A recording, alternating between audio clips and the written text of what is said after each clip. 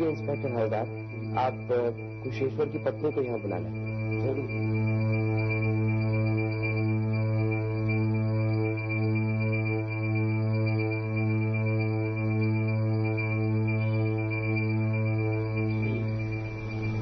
आपसे एक दो सवाल करने हैं। कुशेश्वर बाबू, आप नीचे ठहरेंगे तो बेहतर होगा, आपकी जरूरत पड़ेगी तो आपको बुला लेंगे। बैठिए। आपके ससुर क्या कच्चा प्याज खाया करते थे? आपको सुनकर ताज्जुब क्यों हो रहा है? पसंद करते थे वैसी बात तो नहीं है, और फिर हम लोग ज्यादा प्याज का इस्तेमाल नहीं करते। फिर? लेकिन चले जाने के कुछ दिनों पहले प्याज खाने की लालसा बहुत बढ़ गई थी। बस एक तरह की सनक सवार हो गई थी। करीबन सारे दांत जा चुके थे। प्याज मंगवाकर हमाल दस्ते में कूट कूट कर खाया करते थे। अच्छा, मौत के कितने दिन पहले प्याज खाने की सनक सवार हुई थी? यही कोई 10-15 दिन पहले से।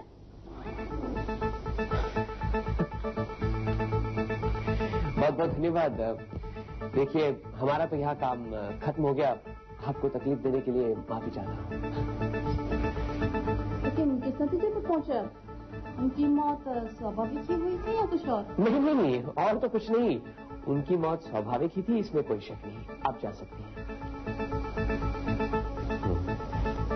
समझ में नहीं आता, हमारा कौन सा काम पूरा हुआ है? अरे, जिस काम के लिए हम यहाँ आए थे वो काम पूरा हो गया। क्या क्वेश्चन मिल गई? इंस्पेक्टर हवलदार, आप हमारे घर चलिए और अपने सिपाहियों को कहीं चले जाए। चलिए। आइए। तू क्यों मुस्कुरा रहा है? आप सबको देखकर हम क्या चिड़ियाखाना के बसिंदे लगते तुझे? हैं? आपको देखा आप खुश है। अजीत बाबू परेशान है और इंस्पेक्टर बाबू ना खुश है ना परेशान है। तो मैं समझ गया आप कोई मामला सुलझा कर आए हैं। ये साथ रहे हैं, फिर जासूस बन गया है। सत्यवती पर असर नहीं हुआ। अरे सत्या, बाजार नहीं है, अभी आ जाइए। चल, बढ़िया सी चाय बनाकर लाओ। अभी ला। अजीत, उस दिन रामेश्वर बाबू ने जो चिट्ठी भेजी थी ना, वो कहाँ है? वो उसके बाद तो दिखी नहीं। यही कहीं होगी, जाएगी कहाँ? अरे नहीं, ढूंढ कर देखो, चिट्ठी बहुत जरूरी है। रामेश्वर बाबू ने लिखा था कि इस चिट्ठी को नजरअंदाज मत करना। तब इसका मतलब नहीं समझा था मैं। लेकिन बात क्या है, इतने दिनों के बाद अचानक की चिट्ठी इतनी जरूरी कैसे हो गई? वो समझे नहीं। वही चिट्ठी रामेश्वर बाबू की वसीयत है। हाँ, आज जब मैंने उस गोंद की शीशी में प्याज का रस देखा ना, वो सब समझ गया। की शीशी में प्याज का रस? ये सब आप क्या कह रहे हैं? वो सब बाद में बताऊंगा, इसलिए आपको यहाँ लाया हूँ। देखो, चारों तरफ ढूंढ कर देखो अजीत, जल्दी देखो। ऊटी राम को बुलाओ। अगर वो चिट्ठी नहीं मिली तो ललनी देर में आपका बहुत बड़ा नुकसान हो जाएगा। ऊटी राम,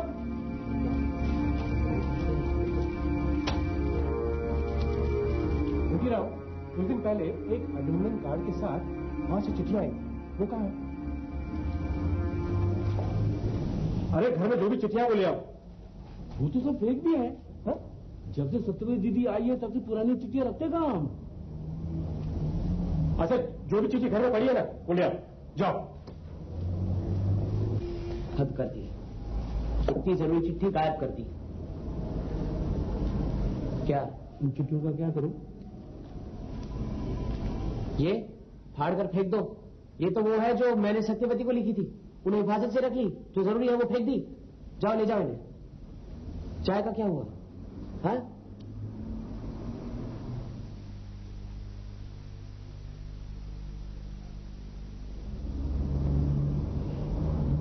और कोई रास्ता नहीं हो सकता मुझसे ढूंढ निकालने का?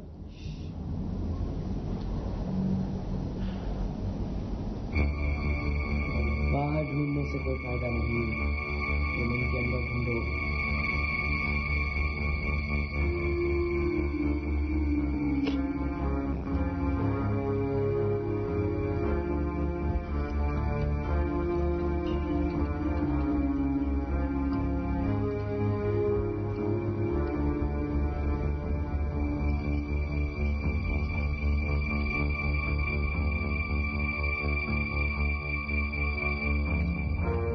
उस दिन मैं कौन सी किताब पढ़ रहा था?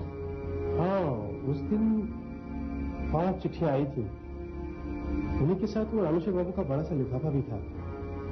तुम यहाँ सोफे पे बैठे महाभारत पढ़ रहे थे। हाँ, दूसरा खंड मिल गई। अरे पुटीराम, जरा अंगीठी में कोयले की आग जलाकर तो लाना। अरे चाय तो पी लो।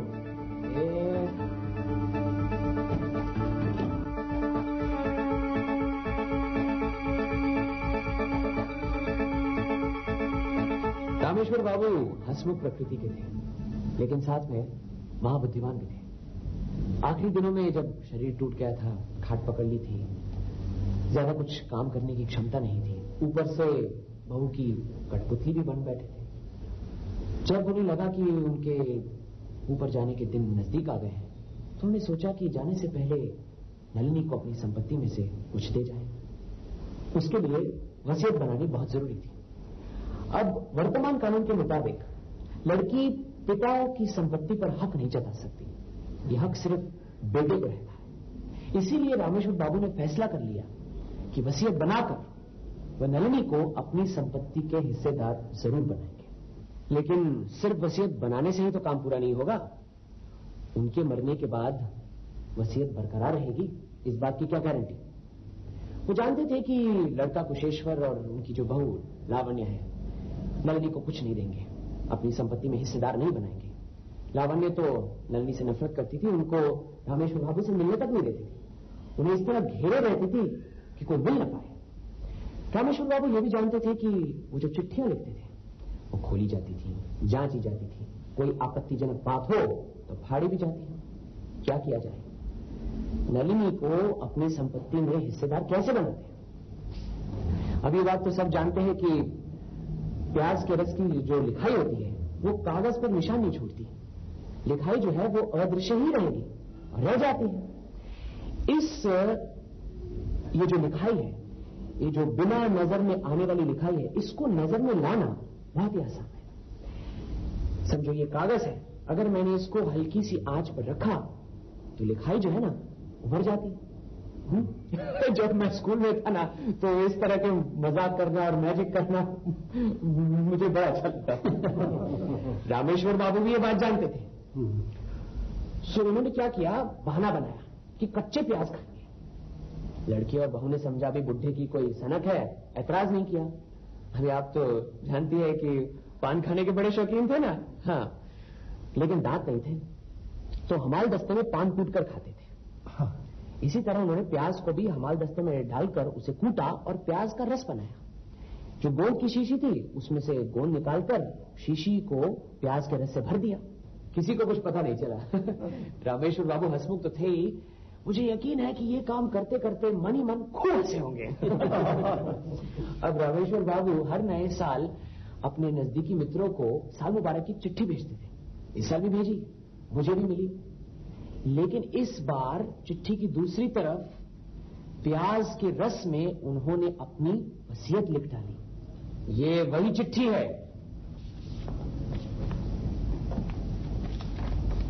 अब ये देखिए।